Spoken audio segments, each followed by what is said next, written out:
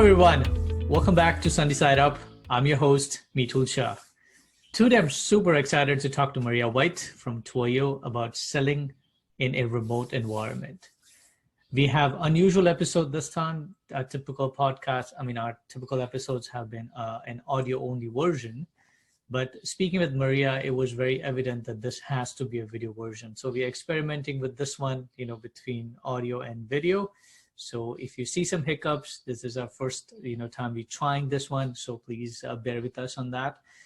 There's a lot of insights if you're listening to an audio version from this, but I think you'll get the best value out of it if you were to listen to a video or look at the video version at sunnysideupmedia.com. But with that, let me welcome Maria, and I'll ask Maria to introduce herself. Maria, welcome to the show. Can you please introduce yourself to our listeners? Absolutely, Mitul. Thank you so much for the opportunity to come and speak to your listeners. I'm very excited to be here. So a little bit about me. I've been in the technology industry for over 20 years now, and I pretty much started in a sales environment. So I've had a very eclectic career. So in EMEA and globally, I've been leading and creating sales teams across the whole sales channels. Quest, it got acquired by Dell, HPE, and Oracle. And with that international sales experience, I was asked by HPE back in 2011 to relocate to the States. I picked San Diego, which, by the way, I'm super excited that that was my choice. And they wanted me to transform their sales team from the inside out by using, sales enablement strategies to do so. So I started a journey in enablement 2011 in HPE. And since then, I have just come from ServiceNow from 4.5 years doing the same thing there. And now I am super, super excited. 8 weeks in this amazing hypergrowth company, Twilio. So very, very excited to be here. Thank you, Mitul. That's awesome. Well, welcome to the show. What an exciting journey, from international environment to States to going to, some of these amazing companies. So, let's talk about sales, and let's start with that, right?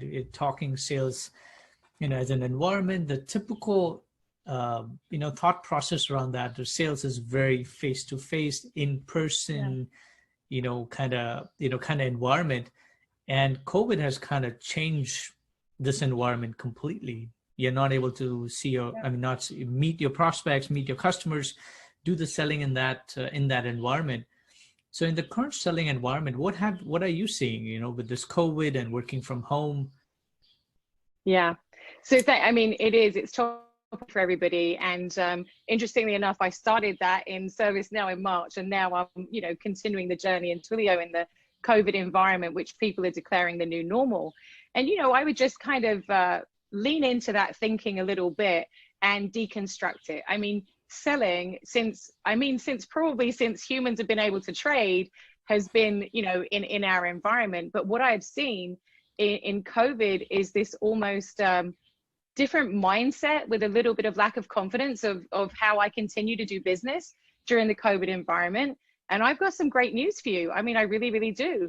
Sellers have been selling on the phone for years. This is something that they have been doing all of the time before COVID. When you look at, say, an SDR, someone who does demand generation, they've only been using the phone to attract attention to services, and then they would hand that off perhaps to an inside seller who would then do deeper qualification.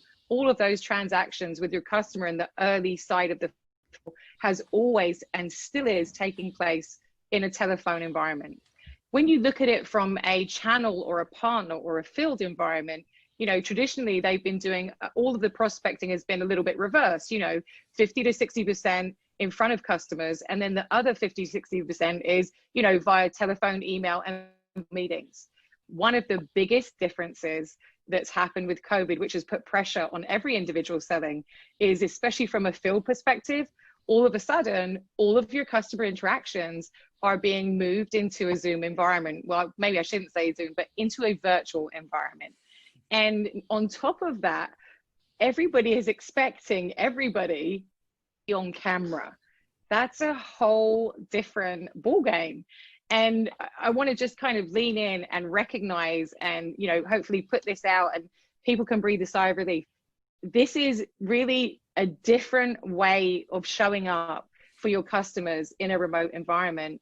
And now you have to combat a ton of different things that you didn't have to do before. So it could be that both of the partners are at home. If you have children, both partners are at home working. You have the beautiful distraction and interruption of children and partner saying, maybe you're in the same office because you both are working virtually now. That's a huge mental, and emotional stress on you as a seller. You never had that before. That's one thing. The second thing is guess what? Everybody is now expecting you to be on camera and be camera ready.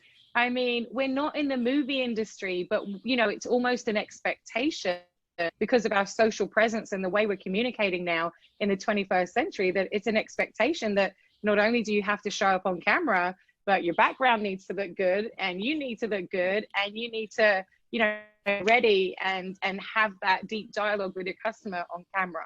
So there's so much more pressure. The good news is you've got this, sellers. You've been selling, you've been in your sales career, you've been doing this. I just wanted to join Mittal and talk to you about how we can maximize your opportunity when we're in the virtual environment. So is this here to stay, or is this temporary, right? In a sense that, we all are feeling that, and this is temporary, or this is here to stay, like, with the example you kind of gave, right? I mean, like, my son will run around sometimes and he doesn't know I'm in a meeting, and he'll just come in. My lawnmower, somehow he knows perfect timing to come and cut my lawn when I'm having a meeting. And I used to get super stressed about this, right? And I used to get nervous about this, and there's little control you have over there. Is this a new acceptable standard? People are okay with it? This is here to stay? I think, we're creating a better level of tolerance towards it.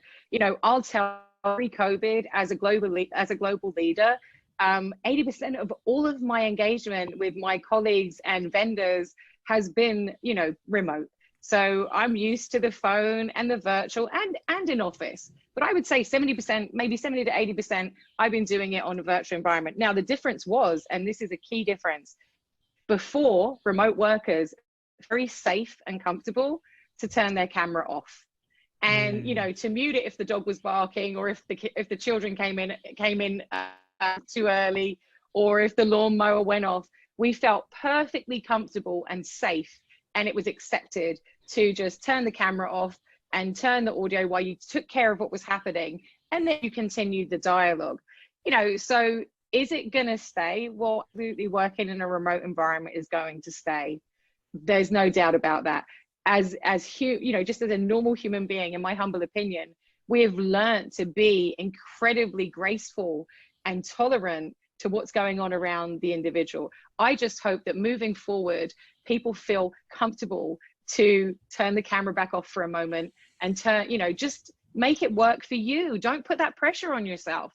If it's a Friday and you're starting calls at 6 a.m., not with customers, obviously, but if it's internal meetings on a Friday, you start at 6 a.m. and you're actually still not ready for the day because you're starting so early, you should feel incredibly comfortable to not have to be on camera. I think it puts an extra level of stress and emotional tension on the individual trying to separate their home environment from their work environment. And there's a wonderful thing, and if I may, for your viewers watching, there's a way to clear all that behind you away as well. So you can stay on camera if you wish, but there's a way to create an environment in the background where it's okay. It's okay. You can't see my house now. Can you see that, Mittal? Can you see my background right now? Oh, yeah, totally. So that's okay to have the different backgrounds, to push your home environment out of the eye for your audience. That is okay to do that. And I don't know whether people are looking for permission for the right balance, but yes, we're in COVID. I'm not a doctor. I am not somebody who can create the vaccine, but I'm pretty sure it's around for a while. So that being said, learn how to manage, your environment and in the virtual world of meetings and selling. to suit you, as well as get ready for when you are presenting to a customer, which I know we're going to speak about in a little while. So me as a seller, right? I mean, I totally get it that, we need to embrace the change, but there's certain ways I've been kind of conditioned, right? That if I'm in front of a customer or a prospect, there's certain ways I'm supposed to behave. There's certain ways I'm supposed to act. There's certain, things that is kind of expected, from me as a seller. And at different stages and different level, those game kind of change.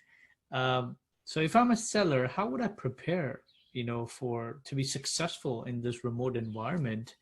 And if I'm a closer, I have even more pressure because I used to be able to buy a flight ticket, even though it sucks to fly, go through all the security and whatnot. But I was conditioned to sit in front of you and have this conversation and close. Thank you for the question. It's a great question. And there are two sides to this, Matal.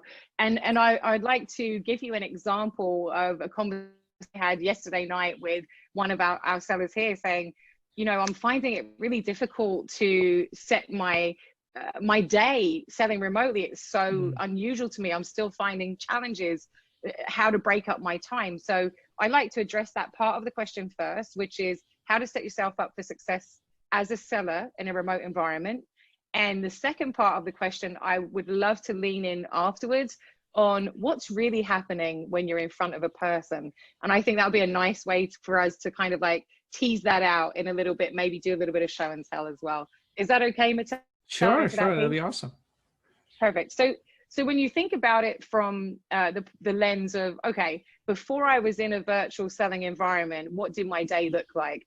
And it probably went something like this. You planned your week as a seller for your face-to-face meetings with your customers and your phone calls. So you would have a couple of days where you would probably do admin and phone calls. Normally it's like a Monday and a Friday. That's kind of like the traditional go-to. But on those days, you may be office-based or home-based. But Tuesday to Thursday, every day you were probably out there in your customers' offices doing multiple meetings at a time to continue to build that trusted advisor relationship with your customers and and give them great service as an account executive or a seller, if you will. So now all of a sudden you can't do that on your Tuesday to Thursday or when you were doing those meetings. So how do you prepare? How do you create your mindset around that? So here's just some, a 1, 2, 3. Number one, if in any role that you have, if it was normal for you to dress up every day as a field-facing seller, trust me, put on your best face when you get up. I do it. I'm not in t-shirts and jeans. I'm dressed as if I'm in the office. I have a jacket on. I have a top on with pants and shoes. And I'm ready. I want to be like as if I was in the office. So, a good tip, because it's a real mindset trigger, get ready like you're going to work. That is a huge, huge change of mindset for you. If you show up, even in a virtual environment, like you would if there was no COVID, because it doesn't really matter whether you can see them today in person or not. It's how you show up for them. So I would say that's one thing. And that will bring a layer of regimen or consistency to your day. The second thing is if you are managing, and this is a real challenge to some people, if you have both partners are at home working and you share the same work environment, then maybe plan together when there's a high load on your partner versus you, and plan your schedule so that you can literally share the office space when one is always online, on the camera, and the other one isn't. So you can work in a symbiotic way with your partner. And that includes doing things like if you have the management of the children and the homeschooling and everything like that, think about this as, let us plan appropriately for the coming week or who's going to own what, how we're going to show up. And then this will put your mind at ease that you can focus, lean in and laser focus in on your selling activities when you need to do it. So 3 things there. Number 1, show up as you would if you were going to be in the office. Number 2, plan for those calls because you know that there are going to be distractions. So create a space to plan time for those calls when you're speaking with the customers. And, number please don't be so hard on yourself. This is what it is, and accept the fact that things are going to be different for a while. And it's just about adaptability and really getting whatever inspires and motivates you to be your best self. Try to do that. And for me, it's trying to show up every day as if I was in the office, because I've been working remotely, so, you know, for a very, very long time, you know, in sales and in enablement. So that's kind of some of the things that you can do from the point of view of setting some consistency in your work for it. And then, Mattel, did you want me to expand, or did you have a different question before we go into what it feels like to be in camera or audio versus face-to-face? No, so I mean, just as part of that, maybe you kind of answered, but just wanted to kind of double click on that, right? So I mean, still me as a seller, right? The remote environment and in-person sales is a different sport, right? I prepare differently when I'm doing, you know, in person compared to a remote. Sometimes I even don't know how should I prepare, how should I even ask these questions. When I'm doing somebody face to face, I can look at your body language and I can kind of gauge that where this conversation is going, right? So in this, maybe can you you know, guide us that, you know, me as a closer or me as a seller who can see you react to your emotions, and then I have kind of my mental script accordingly. In a remote environment, how would I do that? I'm so glad you asked that question. So this is, you know, scientific fact. I didn't just, you can go and Google it if you wish, but 70% of our communication with each other is called nonverbal cues. So what that means, a nonverbal cue means when you are face to face, you are sending messages to each other with your micro facial expressions. Hundreds and hundreds of these are happening, you know, every minute or 5 minutes. And also with your body, you are sending messages and signals to each other, you know, through that. There's a ton of research and training on body language and micro expressions. It's a real thing. And how that impacts us in this remote environment is you probably think it's different because it's not energy centric nonverbal cues. And what that means is I'm sure everyone can relate to this. When you're stood in front of a person, when you're sat around the table with a person, you know, it's very obvious when that person is listening to you, because it's almost like, and I'll try to demonstrate it to the best of my ability in virtual, but it's almost like they're leaning in to you and they're being thoughtful, and their hand, you know, their hands on their chin, or they're thinking, and they'll put their hand and they're looking at you, and they're pain, and they have expressions in their face. So they'll be expressing, they're emoting to you basically during that selling dialogue. And what happens to you as the seller, I mean, number one, if you had some background of training in it, you know, you're going to know how to pivot it. But the real side of it, as a human being, you're picking up on those nonverbal cues and you are reacting to that. So it's not totally removed. You just need to be on when we're on the camera, when I'm looking at you know, and you're dialoguing with me. I genuinely have to look at you really deeply to understand how you're emoting through the camera. So that's one side of it. The other side is the way you use your voice. So as I mentioned earlier, from an SDR, you know, a sales development rep or an inside sales rep, that is their core job. They are educated and trained on how to use their voice as their main during dialoguing with customers. And I'll give you a few examples. There's, you know, pitch, pace, pause, tone, intonation that you can use in your voice to stimulate excitement and engagement, but also you can listen out for it as well. So, you know, just as an example, when somebody is enjoying the dialogue with you, because I don't think in this environment you can look at their pupils expanding. That would be too hard to pick up on. That would be really hard. But certainly from their tone of voice, you can pick up on how they're responding to your questions by the way they are also speaking. And you can use the way you speak to excite and engage and, you know, help encourage two-way dialogue. So for example, if I change my tone of voice to Mattel and I'm quite slow speaking, and also camera, and I start looking away when I'm talking to you, there are a ton of things that are happening. if that happens when your customer is doing a lot of stuff like that, it could be that they're not really engaged in your discussion, and that leaves an opportunity for you to say, stop, use the pause.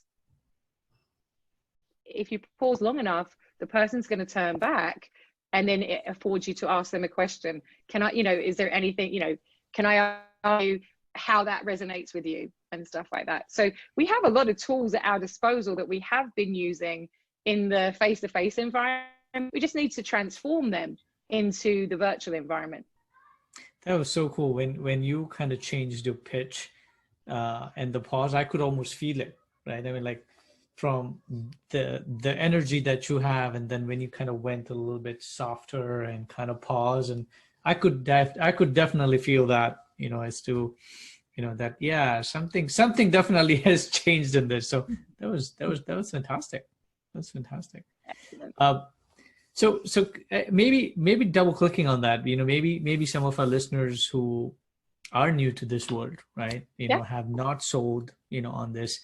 And I think this would be a great tip, great experience for them. Some of the things you were kind of talking about, how to sell in this environment, right? Like, you talked about the mental mindset, make sure that you're ready as if you're going to the office, making sure you're planning your day accordingly. But some of these areas you kind of talked about, your pitch and your body language and your approach, maybe if you can double click a little bit on that and say, what are the other tips that you have if you're selling into virtual environment to make sure that you're able to do what you do successfully? Absolutely. Setting yourself up for success. There's a few things. You mentioned one of them, the mental mindset, how you show up. The other one is creating a good environment around you, so there's no distractions and you can be your best self because of that. So that's two, the mental mindset and the environment. That's going to help you to sell in a remote environment. The other side of that is very much the norm, but you need to transfer it into this new normal. And what I mean by that is, if you have no confidence in understanding your customer's business before you go into this remote environment, you're going to get exactly the response you would have had if you did it face to face. The only difference is they might have been nicer about it. So if we think about it in reality, if you're not understanding your customer's landscape and what they're hoping to do in their organization over the coming years, during COVID and after COVID, and truly understanding what their business outcomes are they're looking for, to then apply yourself as bringing business insight to them and helping them reach their business outcomes through your solution people service, then you will not be confident, because you won't be able to speak their language. And that is part of setting yourself up for success. It sounds very simple, but before you're going to speak to a customer inside a remote environment or face to face, do the research, do the discovery, understand who you're speaking to, what they care about, what their business is going to be doing, how you can help them with your services. Having all of that stuff prepared before you go to a remote environment, you are going to emote confidence. And what I mean by that is, when you're speaking to your customer and you are able to ask questions about their specific environment, your customer is going to say that is in their, in their thoughts when you're presenting or talking to them. They're like, this is all person really understands what I care about. They really understand what my business is trying to achieve. And, we're all here for the same reason. We're trying to fit services and solutions to help an organization thrive, as much as that organization is trying to create solutions and services to help their customers thrive. So being prepared for that conversation is going to help you to ask the right questions and emote confidence, so that your potential customer will experience your passion and confidence in your want and need to assist them in their business outcomes. No, I think that's a very astute, insights. But, again, previously I was able to control or minimize the number of variables, right? I'm sitting in front of you. I have my stuff, I have a mental model. It's a very confined environment. I'm minimizing the number of variables that's there. Now the variables have increased. I don't know if my internet connection is going to be stable, if my lawn mowing guy is going to show up. All these different things just creates added stress and variability. Should people just adapt, or learn how to adapt to that, or just embrace what's in front of you? I'm really excited that you asked that question, and I can't help being a show and tell personality. I'm passionate about everything I do. So Mattel, I will tell you and then I'll show you. So first of all, if if there's a lag on the video when you watch this podcast, that was semi-intentional, because I wanted the audience to fully appreciate that we are in a digital environment that is not always perfect. And we should have the ability as business professionals to be tolerant and graceful about how we interact with one another, customer or colleague. And, as an example, Mattel, as I said, a show and tell, I don't think it makes any difference to you, the seller, if you have an issue and you need your camera off, because I'm still emoting to you and I'm talking to you and I'm using my tone of voice to convey the excitement in our dialogue. And likewise, if I had to pause or something noisy was happening. That is so cool. I would say, I'm really sorry, Mattel, I'm just going to go on mute for a moment, but keep talking, I am listening. So learning how to, empower each other through the remote dialogue is really important, because if they're showing up in the meeting for you in a remote environment as a customer, let's just be very transparent, they want to talk to you. No one is going to go into a remote environment, into a Zoom meeting with you. Sorry, I shouldn't have said Zoom, but anyway, in a virtual environment, if they don't want to talk to you. And if they put the camera on, that's straight off the bat, because they also want to see you and have a dialogue with you. That is so cool, Maria. I think we can keep talking about this topic for next couple of hours. I think I'm learning so much from this podcast as much as a lot of our viewers and listeners are gonna. But keeping time in check and respect your time. Thank you so much, for being on the show. This was really invaluable. So we really enjoyed this podcast, and thanks for sharing your knowledge and wisdom. Be really, really happy to help. Thank you so very much for having me on the show.